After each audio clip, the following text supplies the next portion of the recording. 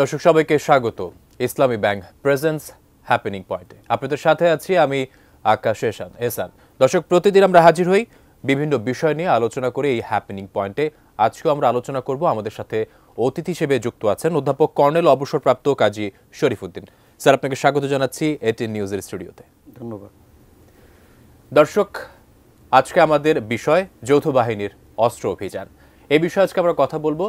আমরা দর্শক ইতোমধ্যেই জানতে পেরেছি অবৈধ অস্ত্র উদ্ধারে বুধবার থেকে যৌথ বাহিনীর আজকে থেকে উদ্ধার অভিযান চলার কথা এবং গতকালকেই শেষ সময় ছিল অস্ত্র জমা দেওয়ার।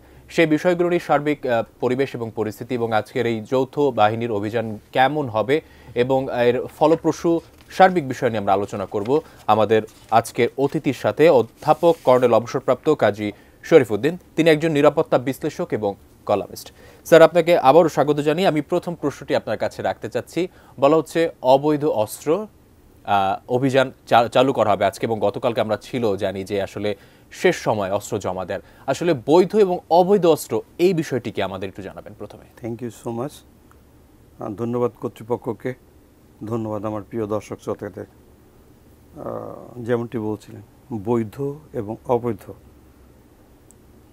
একটা অস্ত্র কালকে যেটা মালিকের কাছে ছিল সেটা বৈধ এবং এই অস্ত্রটা আজকে অবৈধ হয়ে যেতে পারে।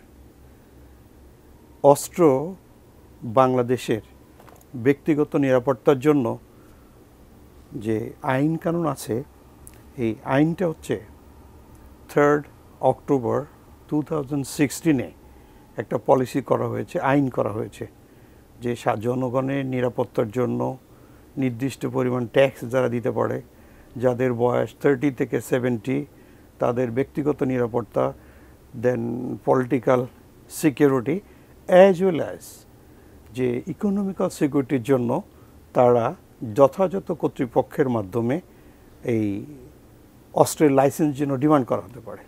তো প্রথম যেমনটি বলছি, আমাদের অন্তর্বর্তীকালীন সরকারের স্বরাষ্ট্র উপদেষ্টা মহোদয় দিক নির্দেশনায় গত 25শে অগস্ট একটা প্রজ্ঞাপন জারি করা হয়েছে।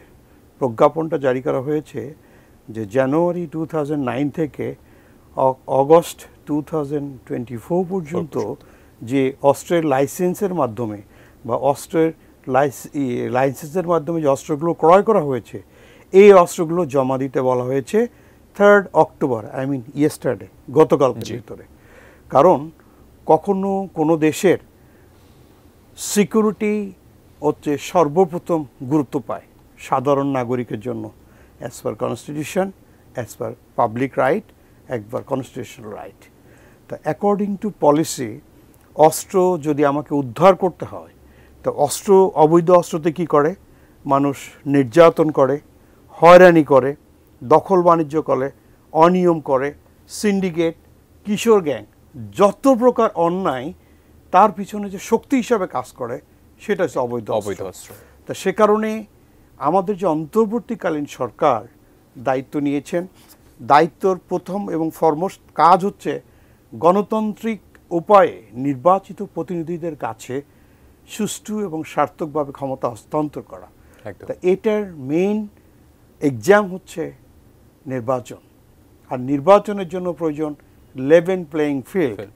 আর লেভেল প্লেয়িং ফিল্ড করতে গেলে অবৈধ অনৈতিক যে অস্ত্রগুলো আছে মানুষের কাছে, জনগণের কাছে, দস্যুদের কাছে, সন্ত্রাসীর কাছে, এই অস্ত্রগুলো অবশ্যই উদ্ধার করতে হবে। সেই জন্যই এই আমাদের প্রতিরক্ষা স্বরাষ্ট্র উপদেষ্টা মহোদয় লেফটেন্যান্ট জেনারেল জাহাঙ্গীর আলম চৌধুরী, উনি গতকালকেও বলেছেন যে আমাদের যৌথ বাহিনী অভিযানের মাধ্যমে এই অবৈধ অস্ত্রগুলো সর্বপ্রথম উদ্ধার করতে হবে। এই সঙ্গে মাদকের অপারেশনও দিয়েছেন এবং মাদক সম্রাট যারা আছেন তাদের ব্যাপারেও কিন্তু উনি। স্যার, আপনি বলছিলেন আসলে এই যে অন্তর্বর্তীকালীন সরকারের জন্য আসলে কেন গুরুত্বপূর্ণ বিষয়টি, আমি একটু স্পেসিফিকলি জানতে চাবো এই বিষয়টি। আসলে যৌথ বাহিনীর যে অস্ত্র উদ্ধার অভিযান অন্তর্বর্তীকালীন সরকারের জন্য এটি আসলে কত গুরুত্বপূর্ণ। পাশাপাশি আরেকটি বিষয়, আসলে বিগত আন্দোলন আমরা দেখেছি শেষ 3 দিনে প্রায় 500 থানায় হামলা হয়, লুট হয় এবং অস্ত্র লুট যায়, যার অনেক একটা অংশই এখনো আসলে উদ্ধার অভিযান করা হয়নি। তো আসলে এই বিষয়টিও তো গুরুত্বের সাথে দেখা হচ্ছে অন্তর্বর্তীকালীন সরকারের বর্তমান যারা আছে তারা। দেখুন, অন্তর্বর্তীকালীন সরকার দায়িত্ব নেওয়ার পর এই যে আমাদের বৈধ এবং অবৈধ অস্ত্রের আমরা একটা স্টেট বাই দিস টাইম পেয়ে গেছি।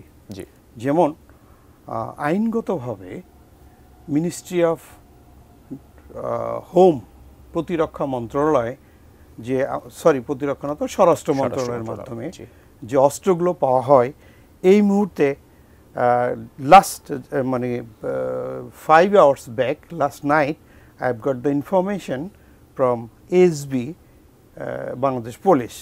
They said সারা দেশে বৈধ অস্ত্রের সংখ্যা 50,310টি। এখন ব্যক্তিগত অস্ত্র হচ্ছে 45,226টি, পিস্তল 4,683টি, রিভলভার 2,043টি, একনালা বন্দুক 20,809টি, দোনালা বন্দুক 10,719টি, শটগান 5,444টি, রাইফেল 1,706টি, অন্যান্য আগ্নেয়াস্ত্র 6,004টি। বাকি অস্ত্রগুলো, এই অস্ত্রগুলোর ভিতরে যে টোটাল 10,215টি হচ্ছে আমাদের রাজনৈতিক ব্যক্তিবর্গের কাছে। কারণ আপনি জানেন যে অস্ত্রের লাইসেন্সের জন্য যে আমাদের 2016-এ 3rd অক্টোবর যে আইন তৈরি করা হয়েছে, এইটার ভিতরে স্পষ্টভাবে বলা হয়েছে সাধারণত মন্ত্রী, সচিব পদমর্যাদায় এবং রাজনৈতিক ব্যক্তিবর্গ, সরকারি কর্মকর্তার minimum 6 grade and above, they can apply for the self সিকিউরিটির জন্য, লাইসেন্সের জন্য। বাট আবার বিভিন্ন বিজনেসম্যান, সাধারণ মানুষ, তাদের ট্যাক্সের ব্যাপারে, ট্যাক্স যদি প্রত্যেক বছর মিনিমাম 3 লক্ষ টাকা হয় তাহলে হি ক্যান অ্যাপ্লাই ফর পিস্তল।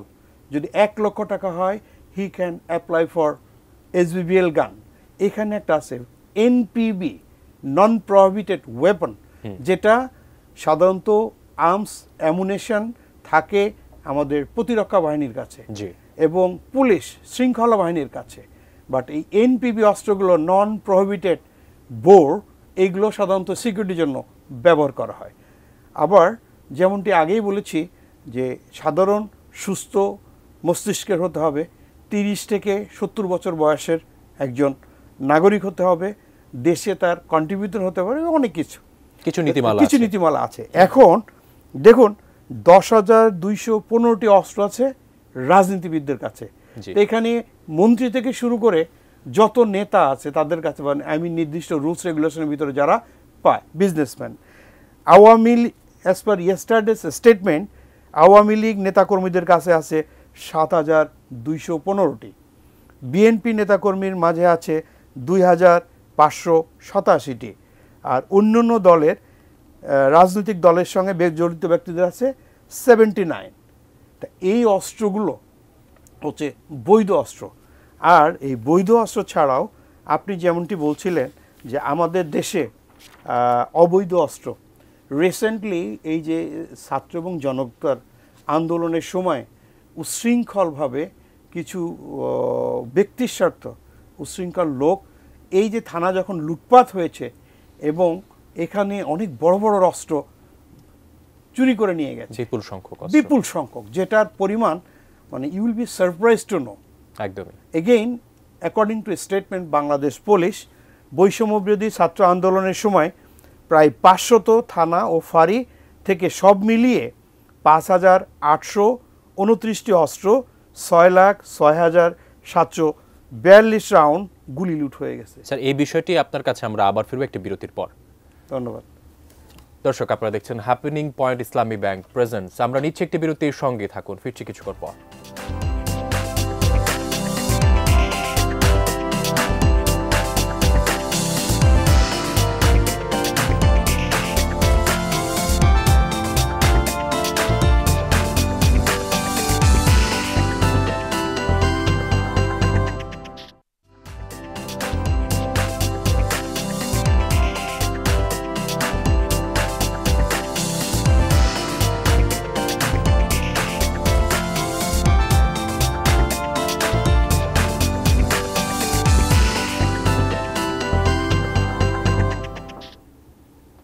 দর্শক, বিরতির পর আবারও স্বাগত ইসলামী ব্যাংক প্রেজেন্স হ্যাপেনিং পয়েন্টে। আমরা কথা বলছিলাম যৌথ বাহিনীর অস্ত্র অভিযান সম্পর্কে আমাদের অতিথির সাথে। স্যার, বিরতির পর আবার আপনার কাছে ফিরে আসলাম। আমরা কথা বলছিলাম আসলে লুট হওয়া অস্ত্র নিয়ে, এবং আপনি অনেক পরিসংখ্যান দেখাচ্ছিলেন। আসলে কি পরিমাণ অস্ত্র লুট হয়েছে এবং উদ্ধার কতটা হয়েছে? ধন্যবাদ। দেখুন, মেন স্ট্রাইকটা আমাদের ঢাকা শহরে হয়েছে। প্রথমত সমগ্র বাংলাদেশের প্রায় 500 থানাতে এটা লুটতরাজ হয়েছে। তা ঢাকা শহরে সবচেয়ে বেশি। তো ঢাকা শহরে সবচেয়ে বেশি রে গতকাল ডিএমপির সূত্রতে মতে যে বিভিন্ন থানা থেকে শুধু ঢাকাতেই 1898টি আগ্নেয়াস্ত্র লুট হয়েছে। খোয়া যাওয়া অস্ত্রের মধ্যে 24শে আগস্ট পর্যন্ত মাত্র 453টা উদ্ধার করা গেছে। বাকি 1445টা অস্ত্র এখন উদ্ধার করা সম্ভব হয়নি। আপনি একবার চিন্তা করে দেখুন যে এর ভিতরে চায়না রাইফেল আছে 348টা, শর্টগান আছে 703টা, এসএমজি যেটা যুদ্ধক্ষেত্রে আমরা ব্যবহার করে থাকি এসএমজি আছে 30টা, যেটা টাইপ 56, আর এলএমজি যেটা মেশিন গান, সাধারণ জনগণের কোনো প্রয়োজন নাই, একদমই না, এটা আছে 13টা। 89টা আছে পিস্তল টাইপ 54, আর টাইপ 56 যেটা এইটা আছে 560টা, 152টা আছে গ্যাস গান, 3টি টিয়ার গ্যাস লাঞ্চার যেটা গ্যাস থ্রো করে। এটা কিন্তু শুধুমাত্র ঢাকা শহরে। আর টোটালি যদি বলেন যে এ পর্যন্ত 31,044 round tear shell gas, 4,992 round sound grenade লুণ্ঠিত হয়েছে। পাশাপাশি আরেকটি তথ্য, এসএসএফেরও প্রায় বিপুল পরিমাণ অস্ত্র এবং গোলাবারুদও কিন্তু আসলে লুটপাট হয়েছে, আমরা এটা জানি। দেখুন, এসএসএফের অস্ত্রগুলো একটু এক্সেপশনাল। একদমই। এটা ব্যক্তিগত নিরাপত্তার কারণে সবচেয়ে বেশি গুরুত্বপূর্ণ। তো ব্যক্তিগত নিরাপত্তার দিক দিয়ে এসএসএফ বা special security force, head of the state বা দেশের প্রধান মাননীয় প্রধানমন্ত্রী, মাননীয় রাষ্ট্রপতি যারা থাকেন, মাননীয় প্রধান উপদেষ্টা, তাদের দায়িত্বে এগুলো ব্যবহার করা হয়। তো এইগুলো যদি উশৃঙ্খল জনতার হাতে যায় তাহলে কিন্তু খুব ডেঞ্জারাস। একদমই। এই জন্যই অন্তর্বর্তীকালীন সরকারের আমাদের স্বরাষ্ট্র উপদেষ্টা মহোদয় জনাব লেফটেন্যান্ট জেনারেল জাহাঙ্গীর আলম চৌধুরী, উনি বারংবার এটাই চেষ্টা করছেন যে দেশটি স্থিতিশীল করার জন্য, এই সরকারের পক্ষ থেকে সুন্দর নির্বাচন উপহার দেওয়ার জন্য, আমাদের সবাইকে সমাজে সুস্থভাবে এবং সুশৃঙ্খলভাবে বেঁচে থাকার জন্য, আমাদের নিরাপত্তার জন্য এটা অতীব জরুরি রিকভার করা। আজকে থেকে তো স্যার অভিযান আসলে শুরু হওয়ার কথা, গতকালকে শেষ দিন ছিল জমা দেওয়ার। আসলে এই অভিযানে নিরীহ এবং সাধারণ জনগণ যাতে কোনো প্রকার হয়রানির শিকার না হয়, এই বিষয়টি আসলে যৌথ বাহিনীর ভূমিকা রাখা উচিত। Thank you. You must understand, যৌথ বাহিনী নির্দিষ্ট কোনো বাহিনী এককভাবে দায়িত্ব পালন করছেন না, সম্মিলিতভাবে দায়িত্বটা পালন করছেন, দেশের জন্য পবিত্র দায়িত্ব। এখানে আর্মি আছে, ডিফেন্স ফোর্স, এখানে বিজিবি আছে, পুলিশ আছে। আর অস্ত্রের ক্ষেত্রে যৌথ বাহিনীর operation, as a ex military officer, আমার এক্সপেরিয়েন্স থেকে আমি বলছি যে লাইসেন্সটা প্রদানকারী কর্তৃপক্ষ লোকাল জেলা প্রশাসক সাহেব, আন্ডার মিনিস্ট্রি অফ হোম, কিন্তু লাইসেন্সটা দিবেন কে? জেলা প্রশাসক। লাইসেন্সটার অ্যাপ্লিকেশন করার পরে এই লাইসেন্সটা যাচাই বাছাই বা ভেরিফিকেশনের দায়িত্ব হচ্ছে এসপি, পুলিশ সুপার বা স্থানীয় এসবির। তা এই কোন ডিস্ট্রিক্টে কয়টা বৈধ অস্ত্র আছে, কয়টা অবৈধ অস্ত্র আছে, এই লিস্টটা কিন্তু প্রত্যেকটা ডিস্ট্রিক্টে আমার আছে। তা এই অবৈধ অস্ত্র উদ্ধার করার আগে শুধুমাত্র এই 3 বাহিনী মিলে মাঠে ঘুরে বেড়ালে তো চলবে না, কংক্রিট ইনফরমেশন লাগবে। এই কংক্রিট ইনফরমেশনের জন্য মাঠে আমাদের যে গোয়েন্দা আছে, DGFI, NSI, SB, CID, DIB, local source information, তারা একটা লিস্ট প্রিপেয়ার করে রাখে। এটা তো একদিনের না, অনেক দিন ধরে তারা আস্তে আস্তে করে প্রিপেয়ার করে রাখে। প্রিপেয়ার করার পরে এখন যখন যৌথ বাহিনী যাচ্ছে, যৌথ বাহিনী অ্যাকর্ডিং টু দ্যাট লিস্ট তারা গিয়ে হিট করবে। এইখানে যৌথ বাহিনীকে একটু স্পেশাল থাকতে হবে, একটু ডিপলি কনসার্ন থাকতে হবে। কেউ যেন ব্যক্তি স্বার্থ উদ্ধার করার জন্য সুস্থ লোককে বা পরিষ্কার পরিচ্ছন্ন লোককে অনর্থক ধরিয়ে না দেয়। একদমই, এই বিষয়টা আসলে তারা গুরুত্বের সাথে দেখবে।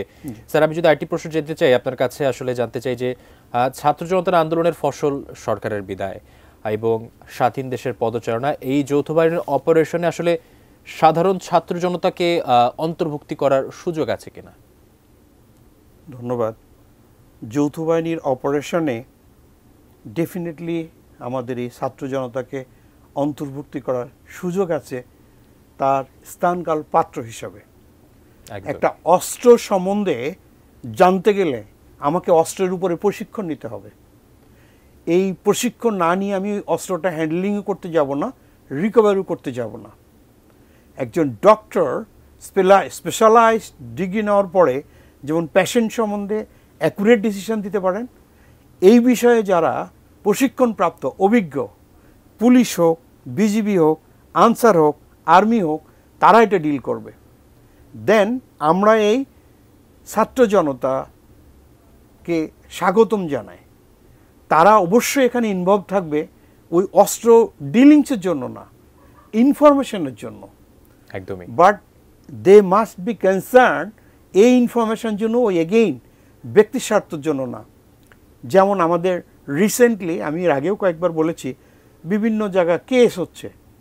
কেস হওয়ার কারণে প্রথমত মানে লিমিট ছাড়া অগণিত আসামি হচ্ছে। এটা নিয়ে আবার অনেকে বিজনেস করছে, আপনার নাম কেটে দেবো, আমার সঙ্গে এটা যোগাযোগ করুন। তো ঠিক এমনি করে অস্ত্র অপারেশনটা কিন্তু তার থেকেও বেশি কঠিন। একদম। অস্ত্র আইনে সর্বনিম্ন পানিশমেন্ট হচ্ছে 7 বছরের জেল অবৈধ অস্ত্রের জন্য। জি। সর্বোচ্চ, আপনি একটা জিনিস জেনে আনন্দিত হবেন, বা অস্ত্র রাখা বা বহন করার অধিকার কিন্তু এই ভারত উপমহাদেশের বা আমাদের যারা তাদের ছিল না। প্রথম ব্রিটিশরা যখন সমগ্র বিশ্বের যেখানে যারা তারা এই দায়িত্ব পালন করে, তারা লাইসেন্সবিহীন শুধু লাই নিয়েই তারা এই অস্ত্র ব্যবহার করত। পরে সেই কারণে 1878 সালে আর্মস অ্যাক্ট বা অস্ত্র আইনটা প্রস্তুত হয়। 1918 সালে আমাদের ভারত উপমহাদেশে তখন ব্রিটিশ শাসিত মহাত্মা গান্ধী, ইন্ডিয়ার নেতা এবং জনক, উনি বলেছিলেন যে ব্রিটিশরা শুধু অস্ত্র ব্যক্তিগত নিরাপত্তার জন্য ব্যবহার করছে, আমরা কেন পারছি না। স্যার, অবশ্যই আমরা আসলে আপনার কাছে খুব গুরুত্বপূর্ণ তথ্য পেয়েছি এবং এই অভিযান আসলে ফলপ্রসূ হবে। আমাদের সময় একদমই শেষ। আপনার মতামতের জন্য গুরুত্বপূর্ণ অসংখ্য ধন্যবাদ এবং আমাদের স্টুডিওতে আসার জন্য আবারও ধন্যবাদ জানাচ্ছি আপনাকে। ধন্যবাদ কর্তৃপক্ষকে। এই যৌথ বাহিনীর উপর অনেক বিশ্বাস নিয়ে অন্তর্বর্তীকালীন সরকার একটা পবিত্র দায়িত্ব দিয়েছে, যাতে এই বাংলার মাতৃকা সন্ত্রাসমুক্ত, অবৈধ অস্ত্রমুক্ত হয়। তারা যেন সমগ্র ভীতি প্রলোভনের ঊর্ধ্বে উঠে দেশের এই পবিত্র দায়িত্ব পালন করে। ধন্যবাদ কর্তৃপক্ষকে। দর্শক, আপনারা দেখছিলেন ইসলামী ব্যাংক প্রেজেন্স হ্যাপেনিং পয়েন্ট। সাথে থাকার জন্য ধন্যবাদ সবাইকে। আবারও আগামীকাল অন্য কোনো বিষয় নিয়ে হাজির হব। ধন্যবাদ।